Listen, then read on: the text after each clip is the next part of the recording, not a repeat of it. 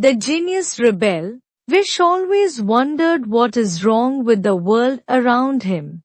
Actually, his name is Vishwanath Sharma. His parents and siblings call him Vishu, but he never liked his name. As a compromise, he settled to Vish. He would respond only when others call him Vis or Vish. His parents were against the word Vish, which means poison. Once they expressed their dislike, Vish became even more insistent on being called Vish. His family never understood his ways, but they had no skills to convince him with their ideas and practices because winning Vish in arguments or discussions is out of the question. The knowledge and oratory skills of Vish are far more above their levels. In fact, no one could ever win a debate or a competition with him. His IQ is very high. Always excellent in academics, he needed no coaching or guidance to solve any complex problem. Everything is a child's play for Vish. So, thus there is no question of anyone countering or teaching him anything, let alone his family. However, one cannot say that Vish is a happy being. He simply cannot accept the things as they are. Everything looks so remote and old-fashioned to him. It is not about just his surroundings. The whole world is like some boring entertainment piece for him. The world, its ways, all the pleasures and pains of people look like a silly game, something that is unnecessary and unwarranted. For the family and friends, he is a rebel. But that is not the case. Vish is a man from the future, or at least he thinks so. Whenever he watches some science fiction of the future, he enjoys it. He feels connected to it. Vish started believing that he doesn't belong to the present era, and he is someone from the future age, maybe 500 years into the future. He always feels out of place with everything and everybody. But his real problem is, he has to stay and live in this very world. Many times he starts wondering there might be some planet where he could meet people of his level. There is only one thing that he enjoys the most amidst all his agony, and that is sports. He plays and enjoys all sports. He is good at every sport he plays, and in fact, he is excellent. In fact, he could have taken sports as a career and would become a national pride, but the problem is, he cannot stick to rules. He lacks patience. He cannot obey any coach or any sports administrative body which has a set of its own rules and discipline. Hence, sporting career is also out of his life. However, he is popular for his talents and everyone admires and likes him. He takes many challenges and bets and wins each of them. He makes a lot of money and people's admiration for that. He has his own local fans. However, all are scared of his temper. Still, he is a hero for everyone. Silently, Vish looks for inspiration and motivation for his life. He thinks he cannot have a normal man's life like having his own family and children. He doesn't even have the ambition to achieve anything. With his talents and skills, he does some part-time jobs and special assignments which fetch him good remuneration. Money, resources and survival are not a problem for him. His sole problem is adjustment in the present world. Secretly, he met some monks and mystics to know and understand the purpose of life. Even they couldn't give him satisfying answers or solutions. Then he understood that these monks, mystics and gurus can guide or misguide people of average intelligence who are mediocre at all levels and not him. Amidst all this, he takes care not to hurt or insult anyone, especially family and friends. Vish accepts invitations, attends parties and events, plays games, gives speeches and tries to be part of the events as long as he is there. But that is all there is to it. At heart, he is a lone man looking for inspiration, challenges and amusement matching his level. Even his family and siblings are not aware of his inner thoughts. Vish decides to explore the nature and its mysteries to understand how this existence deals with those ever-posing challenges in front of it. He travels widely across the country and many regions of the great Himalayas. This quest brings some peace to his anguished soul as he gets some kind of enlightenment about the ways of the universe. He comes back as a calm man, yet there is no happiness. The hollowness of the soul, maybe due to lack of a companion, is felt by him. One evening, he set out to wander in the neighborhood and after an hour of walk, he decided to relax in the garden of the neighborhood. He sat there maybe for half an hour lost in his own thoughts when he was startled to find a small child saying something to him. "Mister, why are you so sad? Do you have some problem?" said a child around 8 years keenly watching Vish. Vish gets shocked at this kind of question as no one till date had asked him such a question. "Me? And problem? No way," was the spontaneous reply. "Then why are you so sad? Have you lost something? Or has someone dear fought with you?" Again the child quizzed. This question troubled Vish even more. No one has ever seen Vish to be sad or had ever dared to ask such a question. How can a child barely 8 years say that to me? Maybe this boy doesn't know who I am? Let me have a chat with this boy. Thinking this, Vish decides to have a small chat with the boy. "What is your name, my dear? Do you know who I am? And what makes you say that I am sad?" Vish counters the boy. The boy smiled. He puts his hand on his chest and says, "I am Apurva. I know you. You are a hero. No one can beat you in any sport. All my friends talk about you. I also admire you.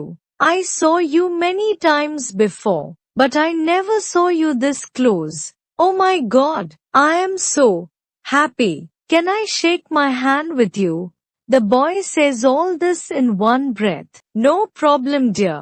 Let us shake our hands. Nice to meet you, Apurva." Vish extends his hand for the handshake. The little boy first wipes his hand with his shirt and extends the hand. Vish held the child's hand firmly. The hand was a little cold. He noticed that the boy's face was glowing and looked very cute. Some emotions were running through Vish which he never felt before. Now again he posed the question about his sadness. "Apurva, what makes you think that I am sad?" "I am not sad," says Vish to the child.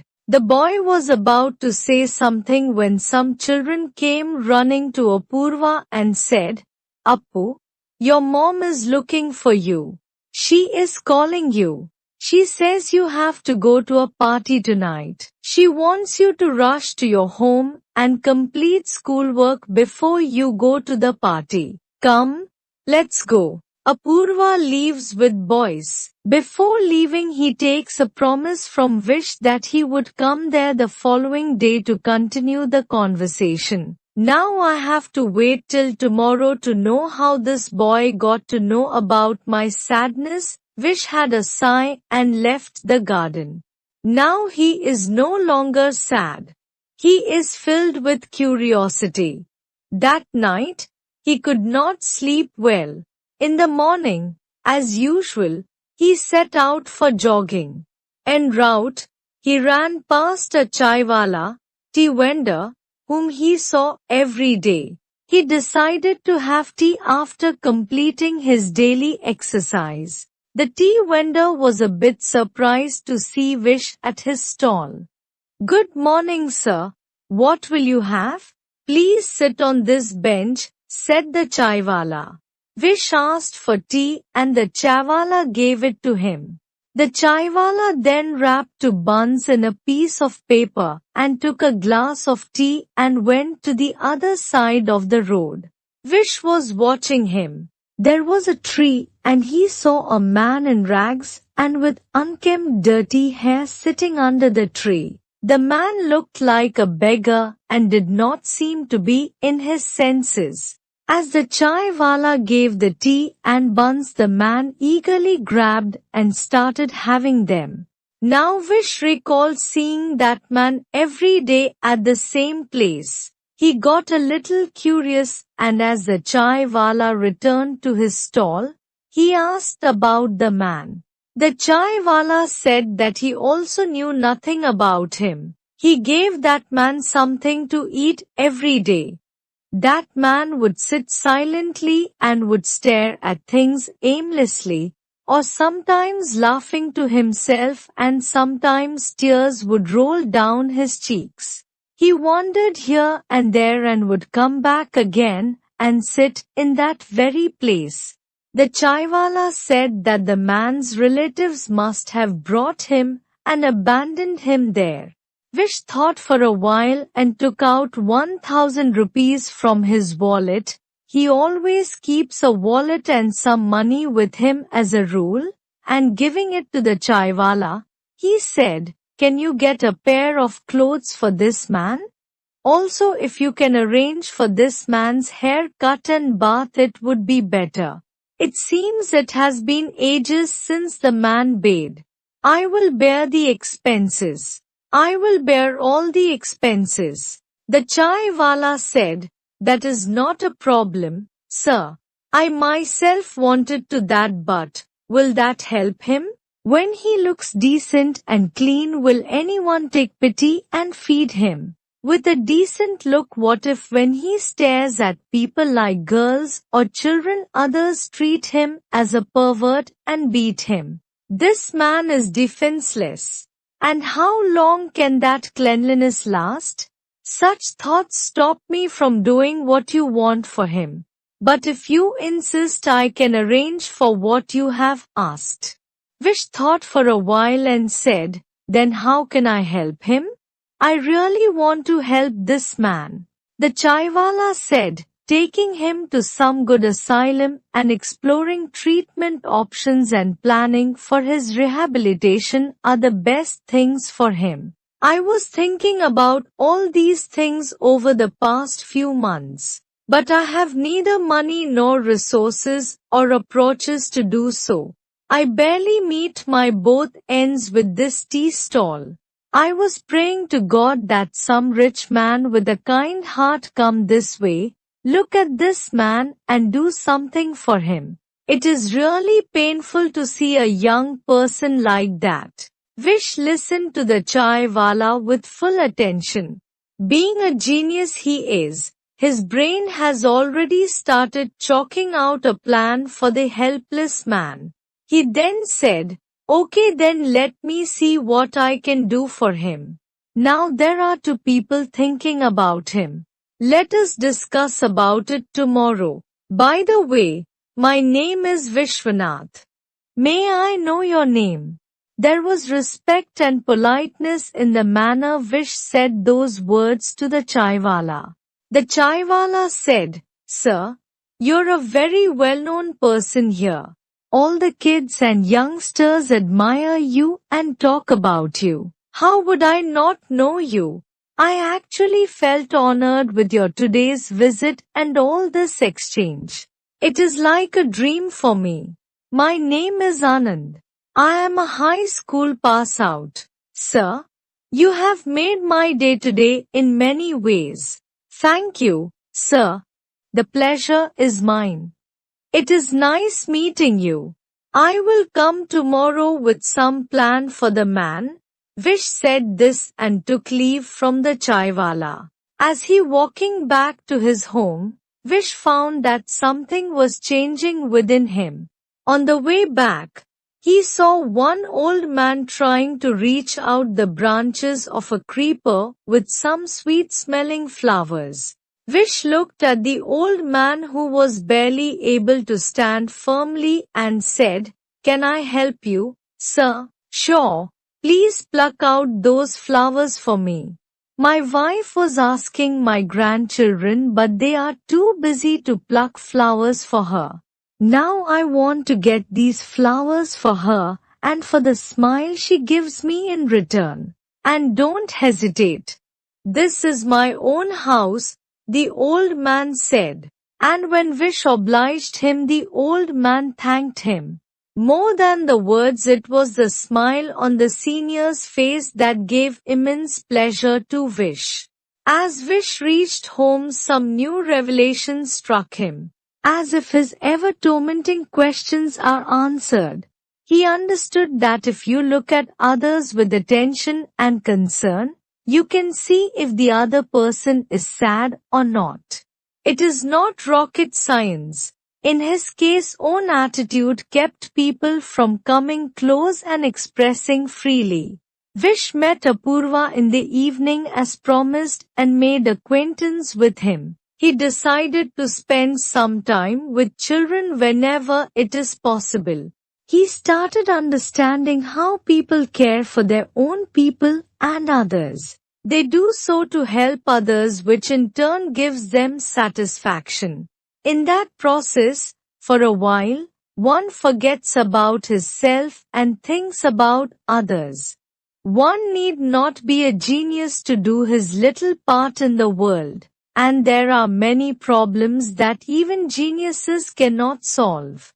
He realized he could use his skill in many areas which would help others as well as give some peace to his own self. He understood how one can get inspiration from many sources provided he is ready to receive. Vish has decided to be alert towards the surroundings and people around. Be a sensitive and sensible human being. His mind has already chalked out blueprint of social care campaign aimed at making a better society. And now, the rebel, the self-declared future man, is transforming himself into a fine human being working for the better future of mankind.